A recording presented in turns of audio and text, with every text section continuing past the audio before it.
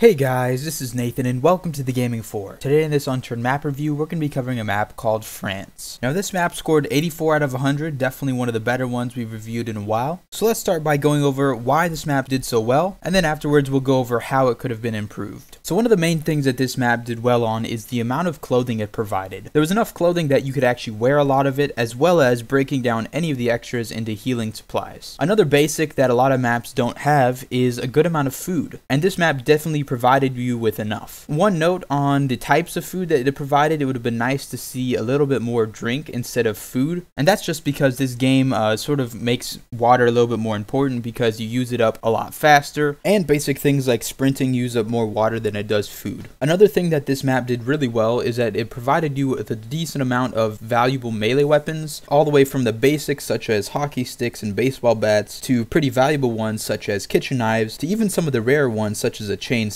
So it really sets you up in terms of melee gear, and you pretty much right away are able to defend yourself from zombies with a weapon. In terms of the detailing for this map did pretty well. It was very decent, and it was definitely better than average. There was definitely a lot of hard work that was put into certain areas, and there was a lot of creativity that went into making some of the objects that you see. Also, there was not that much copy paste, and so that really just improves the quality of the map. And lastly, for the higher tier areas of the map, we did find radiation gear so that you are able to survive those dead zones, and that came in the form of the gas masks and filters. So that's nice to see, and it's always really important whenever you have dead zones in the map that you do provide them with radiation gear. Alright, so that's pretty much it with the strengths. So now let's move on to some of the weaknesses and how it could have been improved. So first of all, just a few smaller things. Some areas of the map, the roads and the houses were very high off the ground. So high that you actually had to jump onto the roads or jump in through the doorways of the houses. Now, I guess it's pretty easy fix, but you just have to go around to every location and make sure that you adjust those properly. And I'm not really sure why that happened. It could have just been bad planning, but it makes it really annoying when you're trying to sneak up on zombies, because whenever you jump in game, it actually alerts the zombies to your presence a lot easier. So it can be important in certain situations. Another more major issue is that there's a severe lack of cars throughout the map. There definitely are cars inside of the map, but they're very unbalanced as to where they're located. It seems as if most of the cars are located in the major cities and higher tier areas, and having a lack of cars in the lower tier areas makes it really difficult to travel around the map, because of course this is a large map, and it makes it very boring walking from location to location, and it actually takes quite a while and wastes a bit of time. Along with that, there were not that many car maintenance gear. Of course, if you're going to be including cars, you want to make sure you include a decent amount of car maintenance gear. And one thing specifically that I didn't see, maybe it was included, was extra batteries and extra tires. Especially if you're playing on normal difficulty, you're not guaranteed to have a car with 2 tires or even a full battery. And even if you do find a car and you're missing one of those things and you can't repair it, you can't use the car. I don't know if you guys have tried to drive a car with missing a wheel, but it's pretty impossible to drive it consistently, and it's not a really good way to go. Another general issue of this map is that the landscape was kind of bland, and there were not very many identifiable landmarks pretty much anywhere. The main issue with this is because there are not many cars, and because it is a large map, there's just a lot of landscape that you just gotta walk through, and it's not very interesting, and it actually makes the map kind of boring. A few ways to fix this is to add maybe cave systems, rock formations, mountains. I generally did like the overall hills in the map, but it would have been nice to see some more definition, maybe a few more types of trees, pretty much anything to break up the monotonous flow of the landscape. One of the last main issues is that there was an overall lack of ranged weapons. Generally, rifles were the most uncommon thing that you could find. In terms of handguns, there were a few, but it would have been nice to see even more of those as well. In certain locations, there were a lot of attachments and ammo even for guns, but getting the guns themselves was very hard, and even when you raided a military base, you weren't guaranteed to get some sort of rifle out of it. So that'd be something to add, make those maybe just a little bit more common, and of course that's pretty easy to do, and that would actually fix a lot of issues. So in general, some of the main issues of this map just had to do with maybe the overall size and spread of the locations. It seems like it could have used maybe 4 to 5 extra locations, maybe smaller, not necessarily big cities. Adding those things would have really increased the amount of time that you're in a city raiding and less time walking around amongst the terrain. Also, of course, as I mentioned before, adding vehicles will really help with that issue, because you're getting from place to place a lot faster, and that just makes the map overall more interesting. So anyway guys, this map did do really well, 84 out of 100, and of course the issues that I pointed out